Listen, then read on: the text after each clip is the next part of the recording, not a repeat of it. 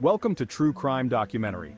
Today we're going to delve into a chilling case from the quiet suburb of Metairie, Louisiana, where an illicit relationship ended in tragedy. The life of a young man was brutally cut short in a crime that shocked the entire community. This is the story of Brandon Tobito, an 18-year-old whose life was tragically interrupted by a forbidden relationship that spiraled out of control. A promising life cut short. Brandon lived in Metairie, a quiet suburb of New Orleans, where he was in his senior year at East Jefferson High School. He excelled both academically and in auto mechanics, with a true passion for cars. He spent hours working on engines and dreaming of opening his own auto repair shop one day. His friends often saw him with grease-stained hands, tinkering with old cars in his driveway. A devoted caregiver. Brandon lived with his grandmother, a woman who had lost her sight and relied on him for daily care. Despite his youth, Brandon took on this responsibility with surprising maturity. He balanced school, a part-time job at a local garage, and caring for his grandmother without complaint. Neighbors often commented on his kindness, noting how he always found time to help anyone in need. A loving relationship. Brandon had been dating Lee Gerard for 2 years. Lee, also 18, was a smart and ambitious young woman who shared dreams of a bright future with Brandon. They talked about getting married after graduation and starting a family. Brandon often saved money to take Lee to nice places like Café Dawn, where they dreamed of their future while enjoying a good meal. The couple was inseparable, and everyone expected them to have a long and happy life together. A dark secret. But beneath the surface, there was a dark secret. Brandon was having an affair with Lee's mother, Pet Gerard, a 43-year-old woman who ran a multi-level marketing company called Beauty Buys. Pet was attractive and successful, but had a complicated relationship with her daughter. The consequences of this illicit relationship would ultimately lead to a tragic outcome, one that would shake the entire community to its core. Tragic end of a promising young life. Brandon's secret affair with Petty was a weight that bore down on him, complicating his life in ways he never could have foreseen. Despite his dreams and plans, his life took a tragic turn, ultimately leading to a violent and horrifying end that would leave the Metairie community stunned and his loved ones devastated by the loss of such a promising young man. A fateful morning. On the morning of August 12, 2021, in Metairie, Louisiana, the oppressive summer heat was already palpable. Around 8 a.m., Brandon's grandmother Mabel noticed something was amiss. Blind and dependent on Brandon for care, she hadn't heard him moving around the house that morning. Worried, she called out to him, but there was no response. Sensing that something was terribly wrong, despite her disability, she managed to call a neighbor, Mrs. Alice Dupre, for help. A neighbor's discovery. Mrs. Dupre, a retired nurse who lived just 2 houses away, rushed to Brandon's home. She had known Brandon since he was a small child and couldn't imagine that anything was seriously wrong. But as soon as she entered the house, she felt a chill. The living room was strangely silent, and there was an unusual metallic smell in the air. Mrs. Dupre called out for Brandon, but the house remained silent.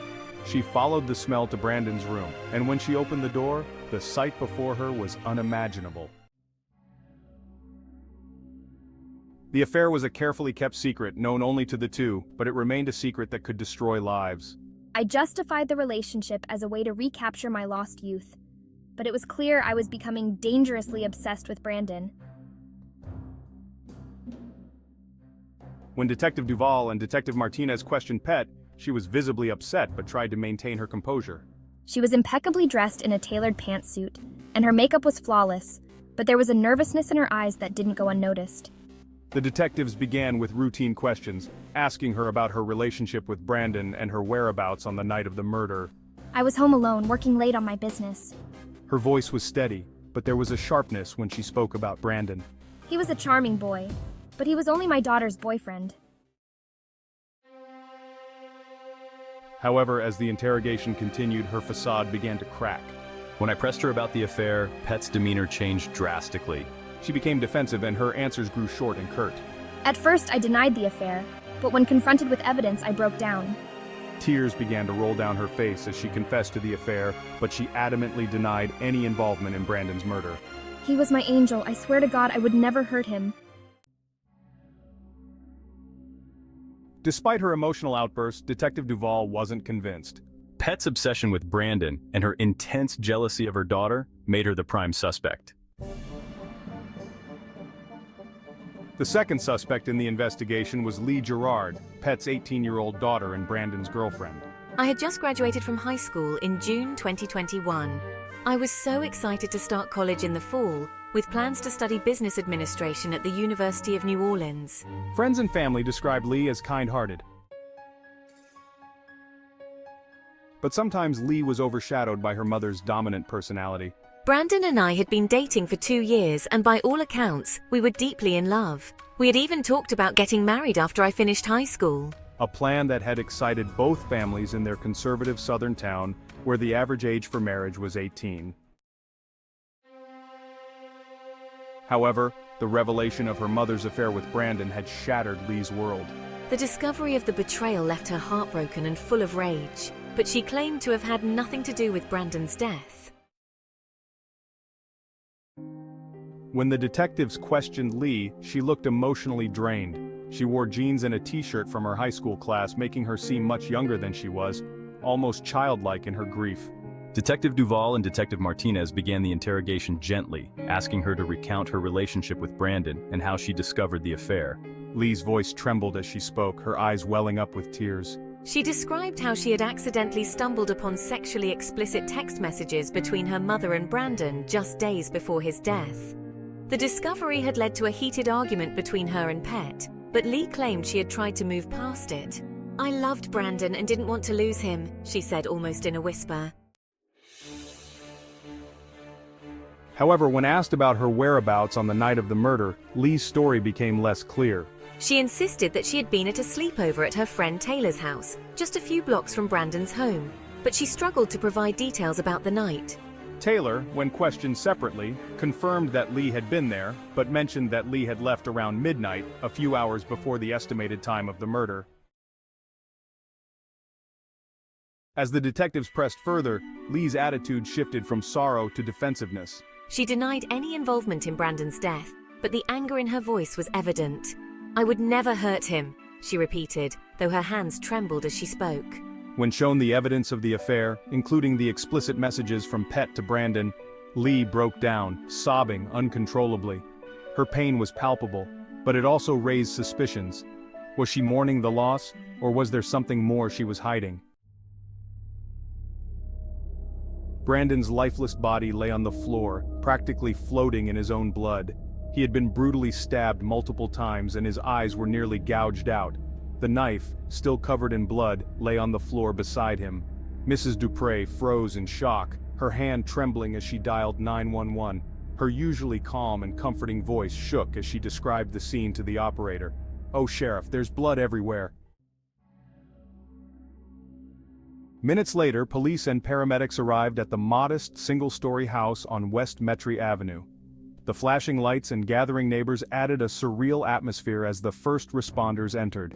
They were met with a grotesque scene that would haunt them for years to come.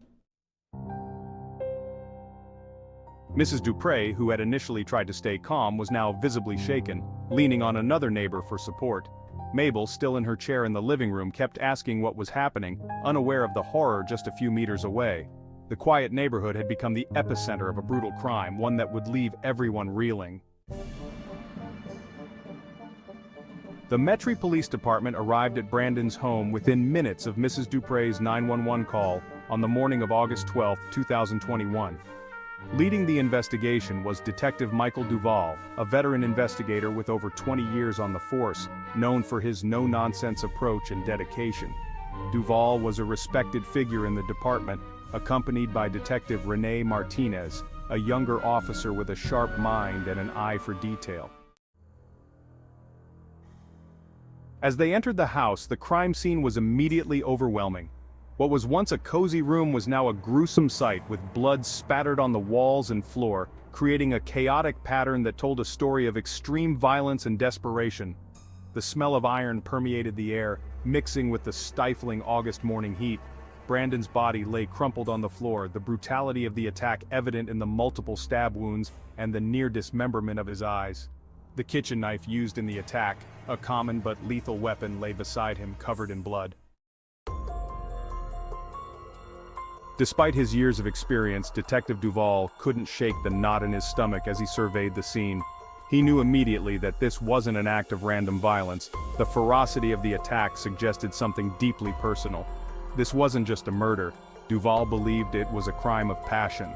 Martinez began photographing the scene, carefully documenting every detail, as they meticulously collected evidence, ensuring that nothing was overlooked. The knife, blood patterns, and any fingerprints were carefully recorded, so forensic science could later piece together the events of that fateful morning.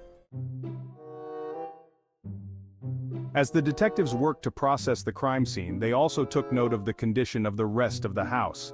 The living room where Mabel sat remained untouched, a stark contrast to the horror in the bedroom.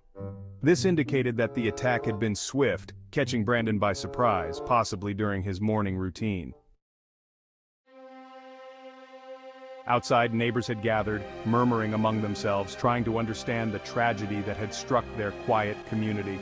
Detective Duval knew the importance of acting quickly. He assigned officers to canvass the neighborhood, hoping that someone might have seen or heard something unusual. In a close-knit place like Mati, where everyone knew each other, there was always a chance that someone had noticed something that could provide a break in the case. The first suspect on Detective Duval's list was Pet Gerard, the mother of Brandon's girlfriend, Lee. Pet, 43, had always been the center of attention in Mater's social circles. She was known for her striking appearance and her successful multi-level marketing business, Beauty Buys, which sold cosmetics and skincare products. Some locals whispered that her business was a scam, but Paulette dismissed the criticism, enjoying the financial rewards and the spotlight it brought her.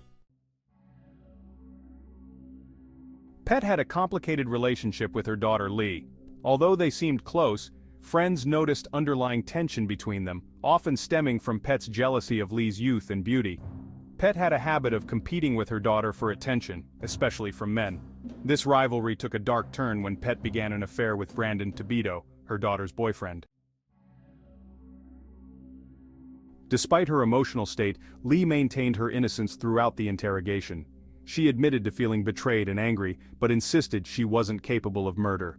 However, her shaky alibi and the intensity of her emotions left Detective Duval with lingering doubts. The third suspect in the investigation was Richard "Rick" Gerard, Lee's father and Pet's husband. Richard, 47, was a well-known attorney in the area, recognized for his sharp legal mind and his ability to win cases, though also for his tendency to be absent from home due to his demanding work schedule. Richard was a man who valued appearances. He took pride in maintaining a perfect family image, even if it meant turning a blind eye to the issues brewing in his own household. Although Richard was often at the office or in court, he wasn't completely unaware of the tension and sexual jealousy games between Pet and Lee. He had his suspicions about Pet's inappropriate sexual interest in other men, but he chose to ignore it, hoping the situation would resolve itself. When the police called Richard in for questioning, he arrived composed, dressed in a crisp white shirt and tie as if preparing for a day in court. Detectives Duval and Martinez began the interrogation by asking Richard about his relationship with his wife and daughter. Richard described his marriage to Pet as complicated but insisted. Richard admitted to having a strong bond with Pet and maintaining a regular sexual relationship with her. He claimed his relationship with Lee was also good, though he admitted they weren't as close as he would have liked, partly due to his long work hours. When it came to Brandon, Richard admitted to liking him and seeing him as a good match for Lee. However, his demeanor changed when confronted with the affair between Brandon and Pet. Richard clenched his jaw and avoided eye contact, clearly uncomfortable with the topic. He claimed he hadn't known about the affair until after Brandon's death, stating, "If I had known, I would have stopped it immediately." When the detectives pressed Richard about his whereabouts on the night of the murder, he stated that he had been working late at his office reviewing a case file for an upcoming trial. He provided the names of colleagues who could confirm his alibi, but his tone was defensive. Richard's response to the interrogation was calm but distant, giving the impression that he was hiding something. As the interrogation continued, Richard maintained his innocence, insisting that he had nothing to do with Brandon's death. However, his reluctance to discuss the affair and his apparent detachment from the situation left the detectives uneasy. Was Richard truly unaware of his wife's actions, or was he hiding something to protect his family's reputation? Despite his calm exterior, Richard's evasiveness during the questioning raised suspicions, and the detectives couldn't shake the feeling that there was more to his story than he was letting on. On a scorching afternoon in mid-August 2021, the police received a tip that would change the course of the investigation. Around 3 o'clock in the afternoon, Detective Duval's phone rang. The informant, who wished to remain anonymous, claimed to have critical information about Pet Gerard, one of the main suspects in the murder of Brandon Tibito. The informant hinted at something far more sinister than just an affair, a secret that Pet had been hiding for years. The detectives wasted no time, driving straight to Pet's office located in a small, nondescript building on the outskirts of Metairie. The sign above the door read, "Beauty Buys," the name of the multi-level marketing business Pet had been running for nearly a decade. From the outside, the office looked like any other small business, but inside, the detectives would uncover a shocking twist. As they entered the office, the detectives were struck by the eerie silence. The place was filled with beauty products, shelves lined with creams, lotions, and makeup, but there were no employees in sight. Detective Martinez noticed a locked door at the back of the office. After some persuasion, Pet's assistant, a nervous young woman in her early 20s, reluctantly handed over the key. Behind the door was Pet's private office, and what the detectives found inside was both disturbing and revealing. The walls were covered with photographs, many of them of Brandon, most of them sexually explicit and inappropriate. In one corner, there was a kind of makeshift altar dedicated to him, complete with candles, trinkets, and handwritten notes. It was clear that Pet's obsession with Brandon went far beyond a simple affair. But that wasn't all. As the detectives searched the office, they came across a stack of documents that exposed the dark side of Beauty Buys. The marketing scheme wasn't just a business, it was a scam that preyed on poor women in the South, many of them single mothers struggling financially. The documents revealed that Pet had been exploiting these women, convincing them to invest thousands of dollars in beauty products they couldn't sell, while forcing them to work up to 20 hours a day to pay off their debts. The financial strain had ruined hundreds of lives, leaving these women in desperation. The discovery of Pet's fraudulent practices provided a new motive for the murder. Was Brandon's death connected to Pet's illegal business dealings? The detectives now had a new lead to investigate, and they were determined to uncover the truth behind Brandon's tragic death. The unraveling of Pet's world. Pet's world was beginning to unravel, and the pressure to maintain her image combined with her obsessive love for Brandon may have driven her to commit murder. With this new evidence, the police had a clearer picture of Paula Gerard, a woman who would do anything to protect her secrets, even if it meant committing murder. The police close in. The detectives knew they were getting closer to the truth, but they also realized that uncovering the full extent of Pet's crimes wouldn't be easy.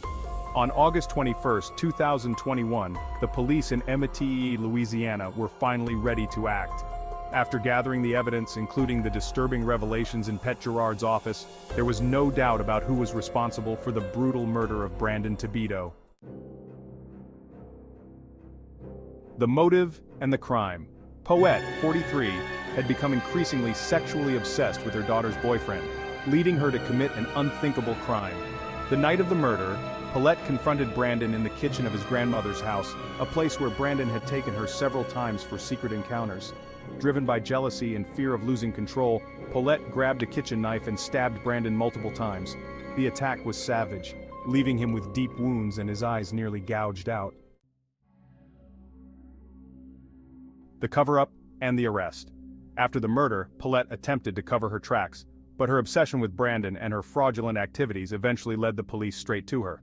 The arrest took place in the early hours of the morning on August 21st. Police arrived at Pett's luxurious home in a quiet suburban neighborhood just as the sun was rising. They knocked on the door and Paulette answered, still dressed in her silk pajamas, clearly not expecting visitors. The detectives calmly informed her that she was under arrest for the murder of Brandon Tobito. Pett's reaction was a mix of shock and defiance. The police had finally brought an end to Pett's twisted obsession with Brandon, and her reign of terror was over. But the question remained, how could a mother's love turn into such a dark and deadly obsession? The detectives had uncovered a complex web of deceit and manipulation, and it would take time to unravel the full extent of Pett's crimes. But for now, justice had been served, and Brandon's family could finally find some closure. She tried to maintain her composure, but the police could see the panic in her eyes as Paulette was handcuffed and led to the police car. Her neighbors watched in disbelief, many of them having admired Paulette for her business success, unaware of the truth behind her glamorous facade. News of her arrest spread quickly through the community, and by the time the police car pulled away, the streets were already buzzing with gossip. Back at the station, Paulette was booked and placed in a holding cell. The detectives interrogated her, but she denied everything, insisting she was innocent. However, the evidence against her was overwhelming, and the police were confident they had the right person. The arrest brought a sense of relief to Brandon's family, who had been living in fear and uncertainty since his death. The case was far from over, but with Paula Gerard in custody, the police were one step closer to getting justice for Brandon Tobito. The trial of Paula Gerard for the murder of Brandon Tobito began on November 8, 2021, at the Jefferson Parish Courthouse in Metairie, Louisiana. The case had attracted significant media attention, with local outlets like the Times-Picayune covering every detail.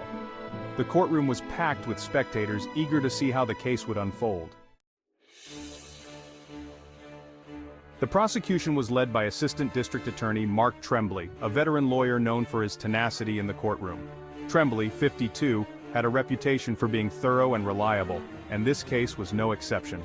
From the start, he painted a damning picture of Paulette as a woman driven by jealousy and obsession. He argued that Paulette had brutally murdered Brandon in a fit of rage after he tried to end their affair. He used physical evidence and testimony from investigators to back up his case. Tremblay also exposed Pett's fraudulent activities at beauty buys as a scheme that exploited vulnerable women, adding to the image of her as a manipulative and dangerous person.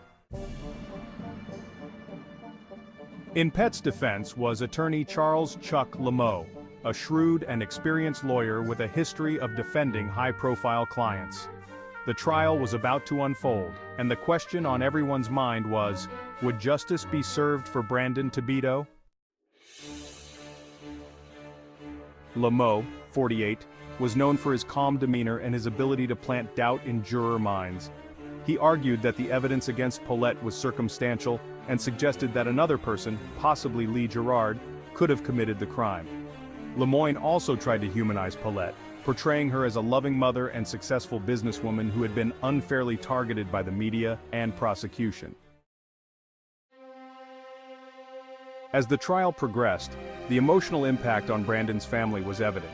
His grandmother, who had raised him, attended every session, clutching a worn photograph of Brandon. His girlfriend, Lee Gerard, sat with her father, both visibly affected by the proceedings. The tension in the courtroom was palpable, especially during the testimony of the lead detective, who detailed the gruesome nature of Brandon's wounds and the evidence linking Paulette to the crime. On November 22, 2021, after 2 weeks of testimony and just 4 hours of deliberation, the jury returned with their verdict. Poet Gerard was found guilty of first-degree murder. The verdict was met with cries of relief from Brandon's family, while Paulette remained stoic, though her face turned pale as the word guilty echoed through the courtroom. Sentencing took place on December 1, 2021. Poet was sentenced to life in prison without the possibility of parole. The sentence marked a harsh but fitting end to a case that had shocked the community. For Brandon's family, the verdict brought a sense of justice, but the pain of losing him would never fully fade. The trial also exposed the darker side of beauty buys, leading to further investigations into the company's practices. The sentencing closed a chapter, but it left many in the community reflecting on the tragedy and its lasting impact. After the trial, life in Metairie, Louisiana, slowly returned to normal. But the shock of Brandon Tebeto's murder lingered in the community. The once bustling Girard household was now silent, and Pet Girard, once admired for her business acumen and charisma, was now remembered as an obsessed killer. The aftermath, a family in shambles, whose world collapsed, leading to the death of a promising young man. The Girard family's world was turned upside down, and their lives would never be the same. Richard Girard's withdrawal. For his part, Richard Girard, who had tried to maintain composure throughout the trial and his wife's conviction, gradually withdrew from public life. Although he continued working as an attorney, his reputation had been tarnished by the events surrounding his family. The tragedy and scandal that engulfed his wife and daughter weighed heavily on him, and the rumors and whispers about his family followed him wherever he went. Lee Girard, whose life had been irrevocably changed, struggled to move forward. The revelation of her mother's affair with Brandon and his brutal murder had shattered her world. Lee left Metairie shortly after the trial, enrolling in a college out of state to escape the painful memories. Though she tried to focus on her studies, the trauma was never far from her mind. Friends said that she became more withdrawn, no longer the bright and ambitious girl she once was. The aftermath of the trial also had a significant impact on the community at large. Beauty Buys, Pet's multi-level marketing business, came under intense scrutiny. Investigations revealed the extent of the financial and emotional harm caused by the company, leading to its eventual shutdown. Many women who had invested in the business were left in debt, their lives upended by the scam. Local media outlets like WLTV continued to cover the fallout, and the scandal became a cautionary tale about the dangers of predatory business. In the end, the trial and its consequences left a lasting mark on everyone involved. It was a tragic reminder of how lives can be quickly torn apart and how one person's actions can ripple through an entire community. Amid this devastating case, the Metairie community was deeply affected, and the memory of Brandon Tebeto's tragic death would linger for a long time to come. What began as a dark secret spiraled into a tragedy that left everyone in shock. The repercussions of Brandon Tebeto's murder were felt far beyond his immediate family and close friends, affecting the entire community. The Girard family home, once a hub of social activity and success, became silent and desolate. Poet Girard, once admired for her business acumen and charisma, was now remembered as a murderer whose obsession led to the death of a young man with a bright future. Meanwhile, the Beauty Buys company was finally shut down after investigations revealed the truth about its operations, exposing it as a scam that preyed on desperate women, leaving them in debt and without hope. Local authorities and the media closely followed the company's closure, serving as a reminder to the community of the dangers that lurk behind seemingly attractive but fraudulent businesses. Richard Girard, who had tried to maintain composure throughout the trial, slowly retreated from public life, though he continued working as an attorney. The events surrounding his wife and daughter cast a long shadow over his professional and personal life. The whispers and gossip about his family followed him everywhere, and he became increasingly withdrawn. Lee Girard, who had once been full of dreams and promise, sought distance from her past and the community that had once been her home. Though she attempted to start a new life, far from the memories of her mother's betrayal and Brandon's violent death, the emotional scars ran deep. Brandon Tebeto's murder also left an indelible mark on the law enforcement officers who worked on the case. Detective Duval and Detective Martinez, who led the investigation, faced one of the most challenging cases of their careers. While they successfully secured justice for Brandon, the horrific crime scene and emotional complexities of the case would stay with them for years to come. In conclusion, the story of Brandon Tebeto and the events leading to his tragic death served as a cautionary tale about the dangers of unchecked desire and obsession. The Metairie community, though it slowly began to heal, would never forget the case that shook its foundations and left a deep scar on its collective memory.